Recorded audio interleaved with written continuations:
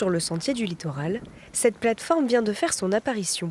Pratique pour prendre des photos qui serviront de base de données aux scientifiques qui étudient l'érosion côtière. On n'a pas le temps de se déplacer tout le temps sur site. Donc là, on propose aux citoyens de participer, de prendre des photos. Et le fait d'en prendre le plus régulièrement possible, ça nous permet d'avoir des suivis, ce qu'on appelle haute fréquence, donc avoir très régulièrement en fait, un état de la plage dans le temps. Pour l'utiliser, il suffit de prendre sa photo, puis de l'envoyer via un formulaire.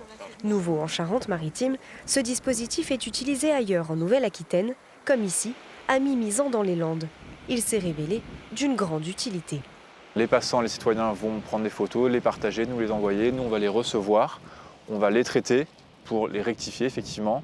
Et après, à partir de ces images rectifiées, on va pouvoir quantifier les évolutions. Là, on a pu le faire avec une trentaine d'images sur une période de 6 mois environ. Donc on a discuté, identifié ensemble les sites qu'il serait intéressant de suivre avec ce genre de dispositif. Ces bornes ont aussi une mission de sensibilisation du grand public.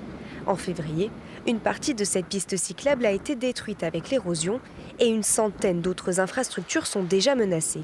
De futurs projets où la communication sera essentielle.